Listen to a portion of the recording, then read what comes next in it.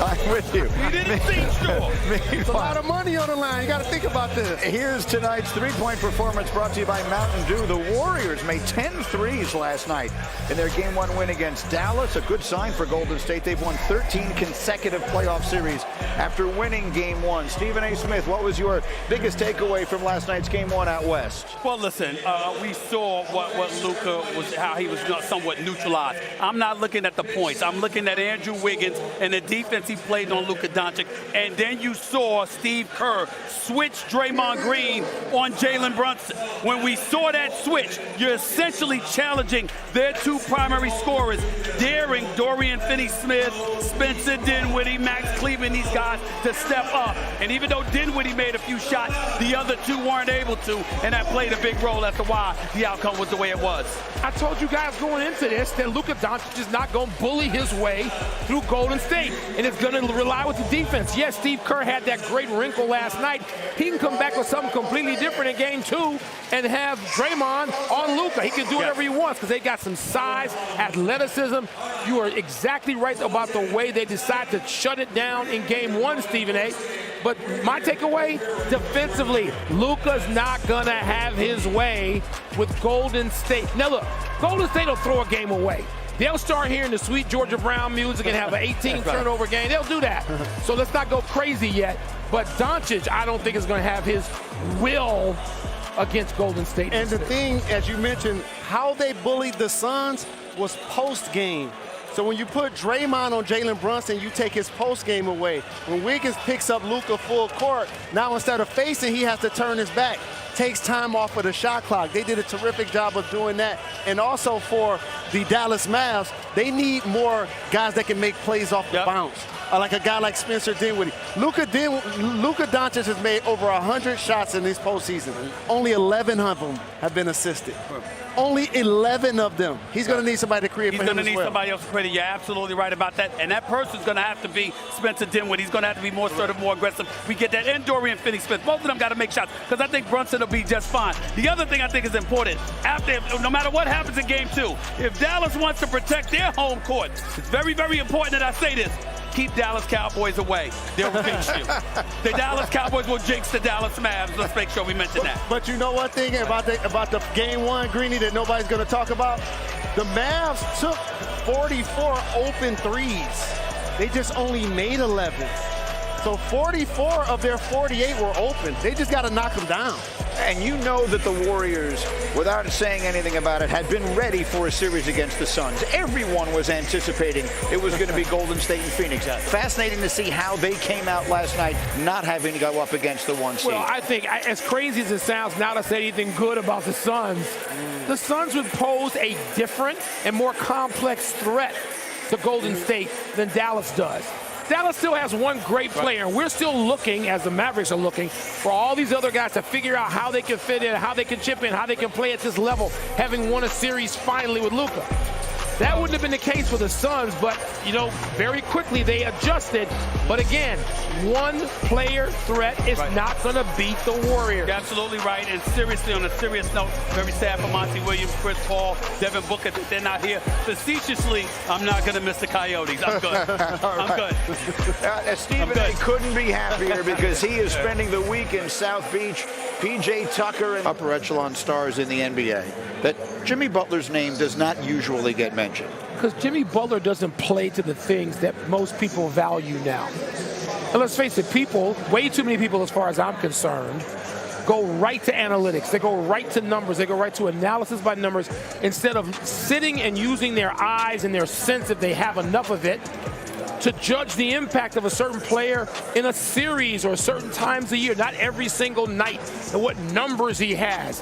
That's why Jimmy Butler has been my favorite player, and I've said this on PTI a million times over this. He's been my absolute favorite player over many years because he didn't care about that. And so we care about it as a culture, as a sports culture.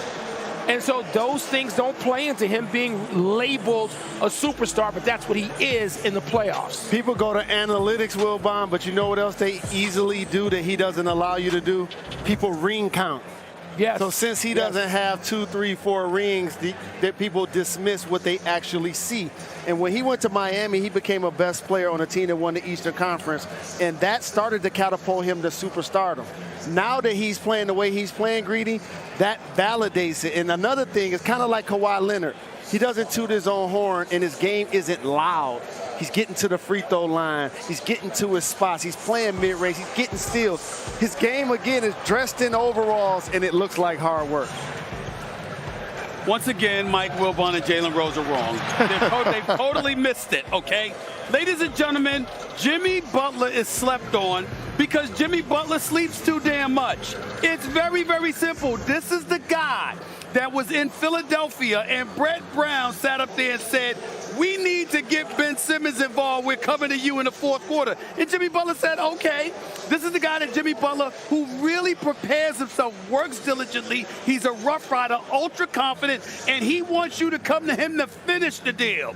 He ain't concerned about those first few minutes or those first few games during the regular season or whatever. He prepares himself for the moments that matter. The great, they're great. I'm talking about the ultra great ones because Jimmy Butler is great. But the ultra great ones can't hide their greatness even if you paid them to. Jimmy Butler is a workman. This dude has started from the bottom. Now he's here. He's worked his way to this point. But the point is, he doesn't mind being deferential to others until it's time. Where's Brett Brown again? Remind me where Brett Brown is. Well, he's gone. Yeah. That doesn't take away what I said. This is the bigger point, Stephen A. He did come from the bottom. The greats you're talking about don't come from the bottom of the first round. On draft night, they're not saying, I'm happy to be here to try to stop LeBron James. They're not saying that. Right. They start off as the #1 pick overall. They start off being, 88-3 like Kareem or whatever it was in college games. That's not Jimmy Butler's pedigree. He didn't get into the league like that. That's right. He's a different dude. And so that dude needs to have value, and it doesn't come from have value. But nobody was calling him great until he was in the finals, and he showed us how great he was. Well, here it is, like you said. He doesn't have high counting stats. He doesn't have the multiple championships, and he's played for multiple teams the last couple of years. So now he gets to establish that, Greeny, here in Miami. We will have much more on this as we do countdown for a half hour starting at the... I don't like the way he looks gimpy right there, but if he's healthier come game time and he's capable of giving you what you expect from him, I definitely think that puts Boston in a position to win game 2. I'd like to add this, though. Last time I checked, there wasn't one star on the Boston Celtics. There were 2. We're pointing out the 15 points from Jalen Brown in the fourth quarter. You know what that means? That means you had 9 the first 3 quarters. That means when the Miami Heat went on a 22-2 run to start the third quarter and finish the third quarter outscoring the Boston Celtics 39-14, there was an APB out for somebody like him. He's a star too. And I expect Jalen Brown to step up. I expect Marcus Smart and Al Horford to be there. And if they're healthy for this game, I think Boston wins game 2. Smart and Horford. They're 2 best defensive players in these playoffs. And what has Boston been able to do? Impose its will defensively on first Brooklyn and then Milwaukee. And those 2 guys are essential to that.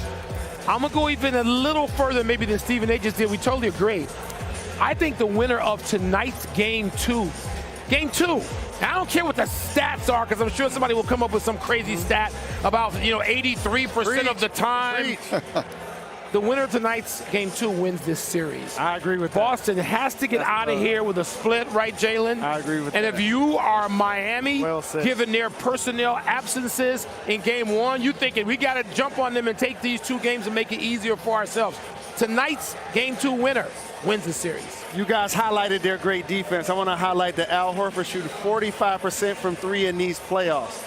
Marcus Smart had a 20-plus point game in the previous series. He's terrific on that side. But it solidifies their lineup now. Grant Williams goes back to being a substitute. He struggled mightily in the previous game.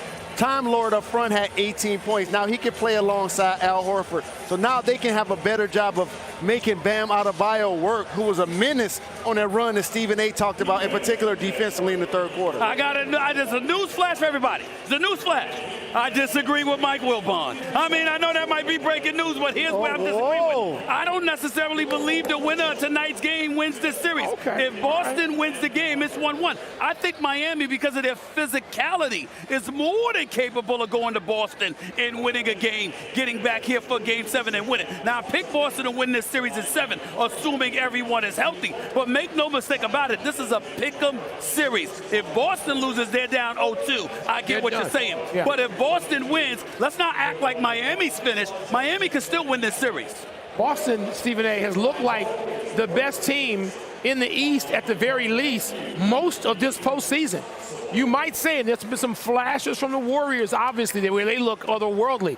But Boston consistently, I expect them to come back in that way tonight, both because of what you said about their two stars, but defensively, they know how they have to play in these playoffs to win on the road. How about that man, Jalen? How about what we get from Jason Tatum tonight? He was terrific in the first half in the previous game, 21 points. They stymied him in the second half. But again, one of the things that Al Horford also does really well is screen.